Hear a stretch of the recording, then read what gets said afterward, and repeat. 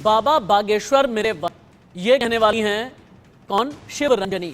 शिव रंजनी जो एमपी के सिवनी से आई हैं, निकाल रही हैं पदयात्रा और कहती हैं बाबा बागेश्वर यानी धीरेन्द्र शास्त्री हैं मेरे प्राणनाथ। 16 जून को मैं पहुंचूंगी बागेश्वर के दरबार में, मिलूंगी बागेश्वर सरकार से, बाबा जानते हैं मेरे मन की बात और वो है प्राणनाथ। ये कहना है शिव रंजनी का। पहली बिग ब्रेकिंग, धीरेन्द्र शास्त्री से के लिए पदयात्रा कर रही हैं शिव रंजनी। एमबीबीएस छात्रा शिव रंजनी की पदयात्रा, धीरेन्द्र शास्त्री मेरे प्राणनाथ हैं कहना है शिव रंजनी का। एमपी के सिवनी की रहने वाली हैं शिव रंजनी तिवारी और रंजनी का कहना है 16 जून को मैं पहुंचूंगी बाबा बागेश्वर सरकार के में, वहीं आश्रम में बाबा को बताऊंगी मन की बात। हालांकि बाबा तो पहले ही जानते हैं मेरे मन की बात। सुनिए।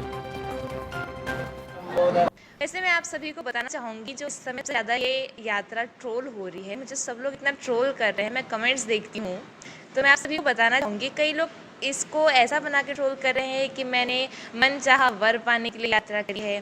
कई कह रहे हैं कि मैं अपने हाथों में गुलाब के फूलों की माला लेके जा रही हूँ, जो कि मैं धीरेन्द्र शास्त्री जी के गले में डालने वाली हूँ, और पता नहीं क्या क्या ये ट्रोल कर रहे हैं।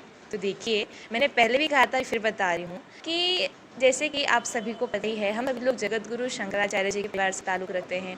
हम सभी लोग शांडिल्य गोत्री हैं और पूज्य महाराज श्री गर्ग गोत्री हैं। तो अगर संबंध हो भी जाता है तो इसमें कोई बहुत बड़ा विषय नहीं होगा, क्योंकि हम सभी लोग एक समाज के हैं। लेकिन फिर भी मुझे ट्रोल कर रहे हैं। देखिए, हमारे पूज्य महाराज श्री तो करुणानिधान है, प्राणनाथ हैं, अंतर्यामी हैं, सब कुछ जानते हैं कि क्या क्या इसके मन में क्या चल रहा है। मन की बातें पढ़ लेते हैं बिना बताए। तो मेरा इस यात्रा का जो भी संकल्प है, शिव रंजनी जो बाबा बागेश्वर की दीवानी है, शिव रंजनी जो बाबा बागेश्वर के लिए निकली हैं पदयात्रा करने के लिए।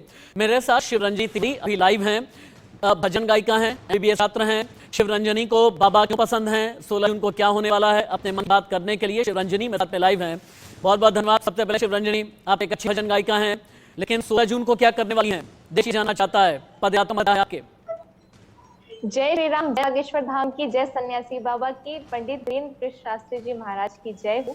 16 जून को हमारी यात्रा जो कि गंगोत्री धाम से बागेश्वर धाम तक है, तो हम लोगों ने टारगेट बनाया है कि हम 16 जून तक बागेश्वर धाम पहुंचेंगे और वहां मुझे अपने मन की बात कहनी नहीं पड़ेगी, हमारे परम पूज्य महाराज श्री स्वयं उसको बताएंगे। मन की बात क्या है? शिवरंजनी के मन में बाबा बागेश्वर हैं। शिवरंजनी कहती हैं वो मेरे प्राणनाथ हैं। हिंदुस्तान में महिला प्राणनाथ किसको कहती है, ये तो आपको अंदाजा है ही। बिल्कुल अवश्य, मैं उन्हें प्राणनाथ इसलिए कहती हूँ, वो तो करुणानिधान है, प्राणनाथ है, अंतर्यामी है, क्योंकि उनके सामने किसी को कुछ भी कहने की जरूरत नहीं पड़ती, वो स्वयं सबके मन की बात पर्चे में लिख देते हैं, इसलिए मैं उन्हें प्राणनाथ कहती हूँ। लेकिन हिंदुस्तान में एक महिला प्राणनाथ अपने पति कहती है। वो ठीक है, लेकिन मैं जो प्राणनाथ कहती हूँ, क्योंकि वो अंतर्यामी है, हर किसी की मन की बात जान लेते हैं, इसलिए मैं उन्हें प्राणनाथ संबोधित करती हूँ। बाबा आपके प्राणनाथ हैं, आपको लगता है कि आपके नाम की पर्ची भी निकलेगी? क्योंकि बाबा तो बाबा जाने मन की बात, आपने खुद कहा बाबा के दरबार में हाजिरी तभी बाबा की पर्ची निकलती है और पर्ची में किसी को भी बुलाया जाता है। आप पहुंचेंगे, बाबा की पर्ची में आपका नाम होगा या नहीं? मुझे मेरे बालाजी सरकार पर भरोसा है कि उन्होंने मुझ पर आज तक इतनी कृपा बरसाई, आगे भी कृपा बरसाएंगे। मैं करीब 2021 से बागेश्वर धाम से जुड़ी हूँ और बालाजी सरकार मेरी आस्था 2021 से ही बढ़ गई, और तब से मैंने जो जो बालाजी सरकार से मांगा है सब मुझे मिला है, तो इसलिए मुझे उम्मीद है कि अभी वो नाम नहीं लगाएंगे। बाबा बागेश्वर की आप इतनी दीवानी है, बाबा बागेश्वर लेकर के मिलने की इतनी इच्छा है, बाबा बागेश्वर को एक बार आप देखना चाहती हैं। आप कहती हैं बाबा जानते हैं आपके मन की बात, आपके मन में समाये हुए हैं, मन में बसे हैं, मन में रचे हुए हैं। अगर बाबा के लिए एक सुंदर भजन गाएंगी क्या मेरे कहने पर? बिल्कुल अवश्य। मैं यही कहूंगी, जब से मैं 2021 से बागेश्वर धाम से जुड़ी हूँ, तब से मानो मेरा जीवन बदल गया हो। मैं सुनाना चाहूंगी।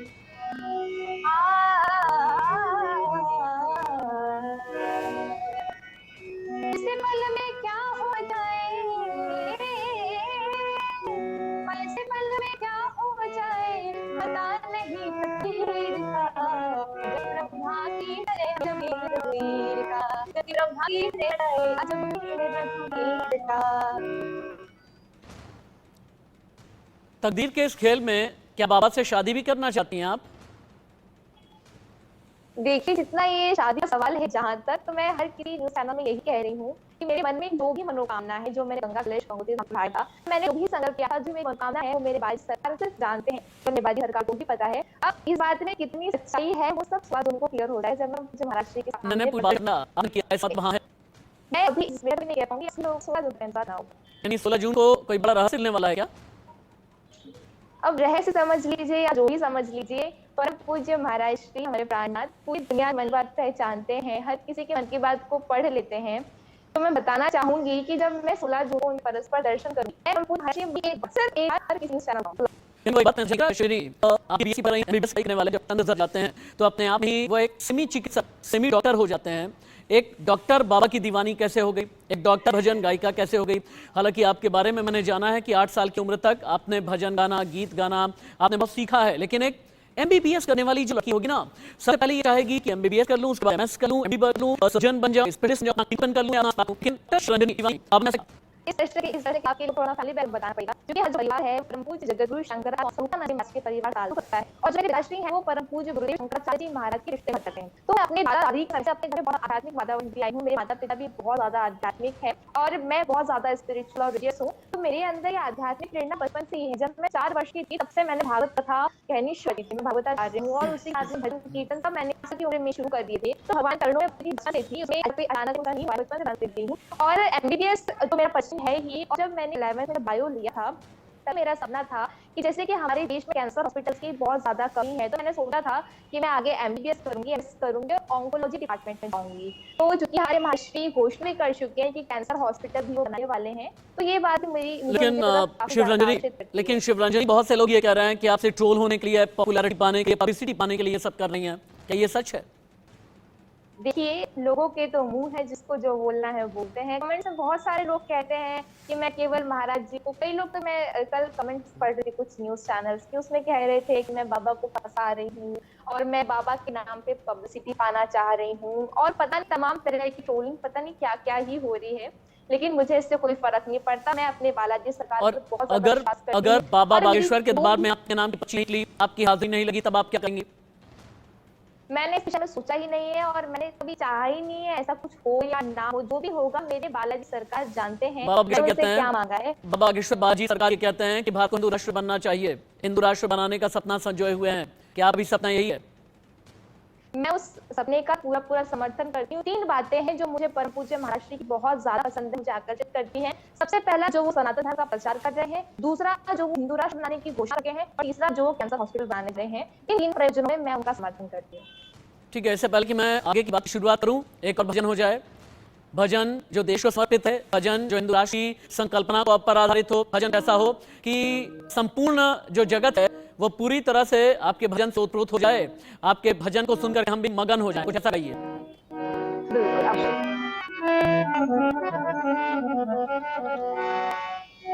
सारे गा पधारे गा पधारे पधारे गा पधारे गा सा गा गा, सारे गा पधारे सा धा रे सा, रे माधा माधा माधा रे माधा रे सा रे सा, है आँखों है आँखों राम का दर्शन किया करे, है शीश जो प्रभु चरण में वंदन किया करे, बेकार मुख है जो रहे व्यर्थ बातों में, वो है जो हरि नाम का सुमिरन किया करे, मेरे होते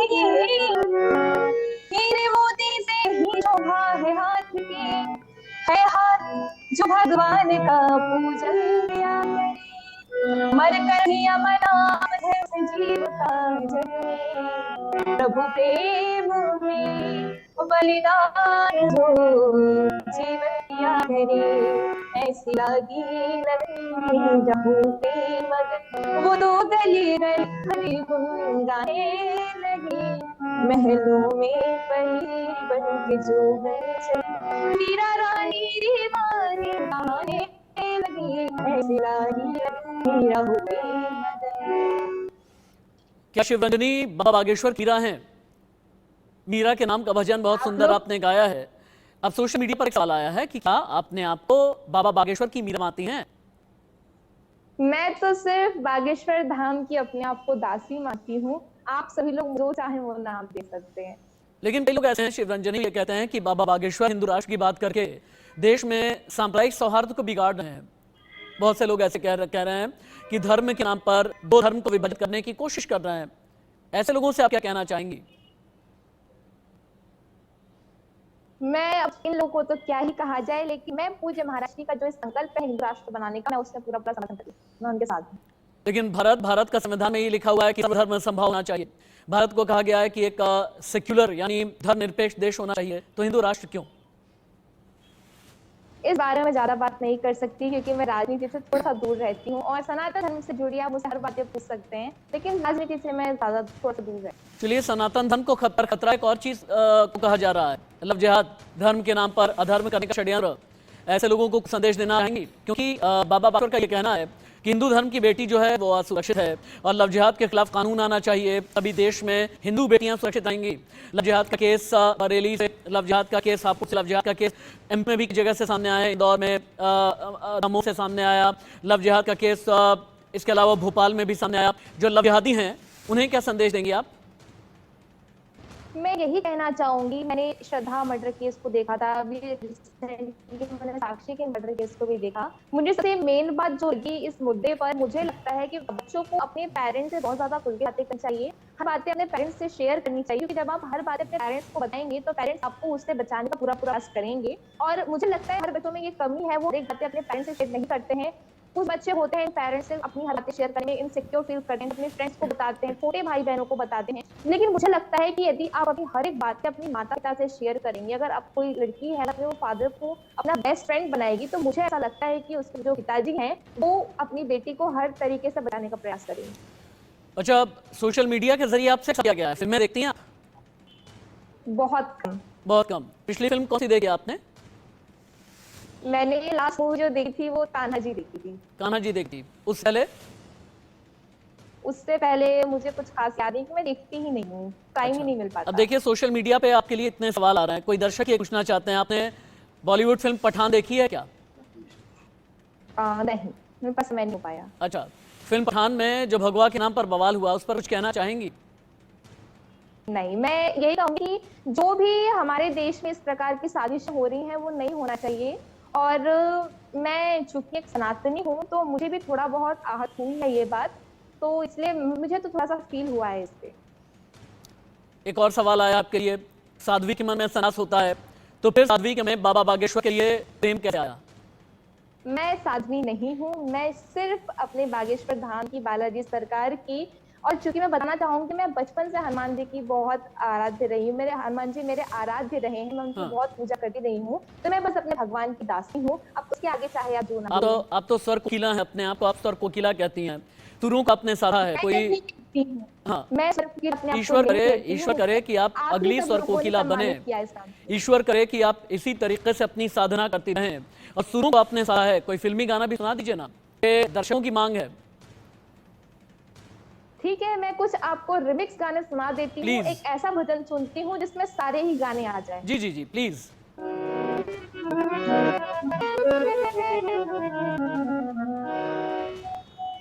रे मपनी सनी धामा, पनी सनी निधामा धामा, रे मामा रे नानी सा।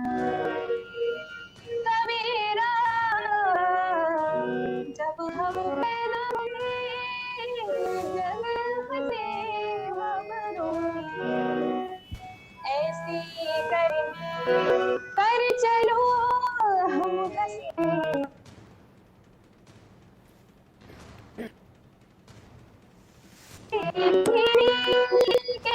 राम राम रस गिरी चरनिया,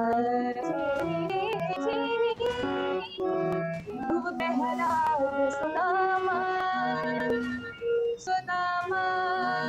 रागों की छाया झाती हूँ, जैसे ये है राग में सुनामा ने मोड़ी चरनिया, नैना मिलई के चैना चुरई के, नैना में आई के। दौलत सब छीन रे मुझे नया लगी। राग मालकोस सुदामनी मन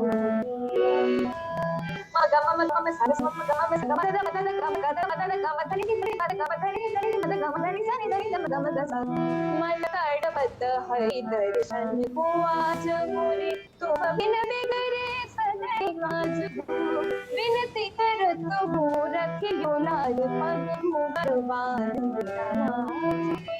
राग भैरवी सुदामा रे ओढ़ी चदरिया, मिले सुर मेरा तुम्हारा, मिले सुर मेरा तुम्हारा, सोई परम पद पाएगा, सोई परम पद पाएगा। लाला चुनरी में दाग छुड़ाऊं कैसे, चुनरी में दाग छुड़ाऊं कैसे, घर जाऊं कैसे, लाला चुनरी में दाग। याद पिया की आई, याद पिया की आई, ये दुख सहा न जाए रे हाय राम। याद पिया की आई। बहुत खूब, वाकई में आप और साधिया हैं। आपके कंठ की जितनी भी तारीफ कीजिए काम, आखिर में ये ठुमी है ना, याद पिया क्या है, मतलब मैं तो आपके मुकाबले बहुत कम ज्ञानी हूँ, ये ठुमी है ना? जी जी। अच्छा, जब ये याद पिया क्या है आप गा रही थी, आपके मन में और दिमाग में कौन चल रहा था? ऐसा है, मैं बचपन से अपने हर भजन को, चाहे वो फिल्मी हो चाहे वो आध्यात्मिक हो, मैं सब कुछ अपने भगवान की ओर करके गाती हूँ, और इस समय भी मेरे मन में केवल भगवान की छवि थी। अब एक शक ये भी जानना चाहते हैं आपको, क्या शिव तांडव सुनता है? जी हाँ आता है, मैंने सुना भी, एक बार हो जाए। भी हूँ। आपके मधुर कंठ से अगर इतना प्रिय हम सुनेंगे ना, तो फिर हमारे दर्शक भी गदगद हो जाएंगे। एक बार हो जाए। एक श्लोक सुनाने का प्रयास करती हूँ।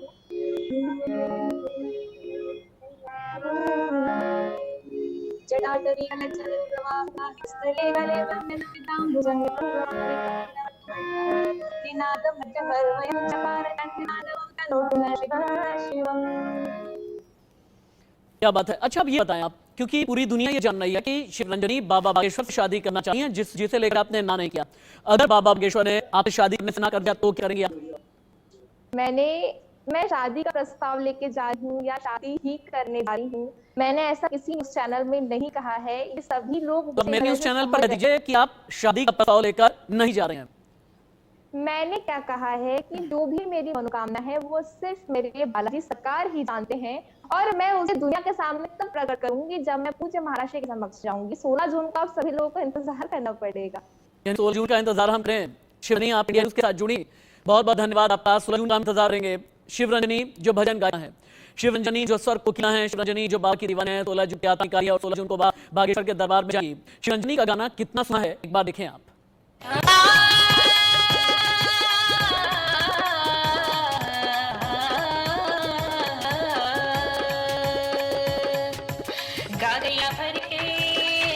गागरिया भर के गंगार लेके चली बागेश्वर धाम की, पग पग तू ही संभाले राम, पग पग तू ही संभाले राम। भागीरथी गंगा संतन के संगा, भागीरथी गंगा संतन के संगा, शिवरंजनी है नाम की, पग पग तू ही संभाले राम, पग पग तू ही संभाले राम।